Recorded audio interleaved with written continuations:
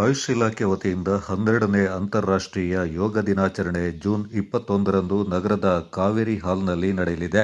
ಸುದ್ದಿಗೋಷ್ಠಿಯಲ್ಲಿ ಈ ಕುರಿತು ಮಾಹಿತಿ ನೀಡಿದ ಜಿಲ್ಲಾ ಆಯುಷ್ ಇಲಾಖಾ ಅಧಿಕಾರಿ ಡಾಕ್ಟರ್ ಶೈಲಜಾ ಅವರು, ಯೋಗ ದಿನಾಚರಣೆಯಂದು ಬೆಳಿಗ್ಗೆ 6:45 ಗಂಟೆಗೆ ಕಾರ್ಯಕ್ರಮ ಉದ್ಘಾಟನೆಗೊಳ್ಳಲಿದೆ.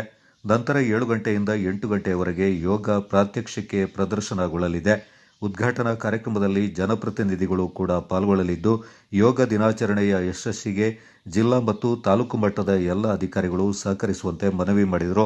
ಯೋಗ ದಿನಾಚರಣೆಗೆ ಪೂರ್ವಭಾವಿಯಾಗಿ ಜೂನ್ 19ರಂದು ಸಂಜೆ 5 ಗಂಟೆಗೆ ಯೋಗ ಪ್ರೋಟೋಕಾಲ್ನ ಪ್ರಕಾರ ಯೋಗಾಸನಗಳ ಪೂರ್ವಾಭ್ಯಾಸ ನಗರದ ಸರ್ಕಾರಿ ಬಸ್ ಡಿಪೋ ಬಳಿಯ ಜಿಲ್ಲಾ ಸರ್ಕಾರಿ ಆಯುರ್ವೇದ ಆಸ್ಪತ್ರೆಯಲ್ಲಿ ನಡೆಯಲಿದೆ.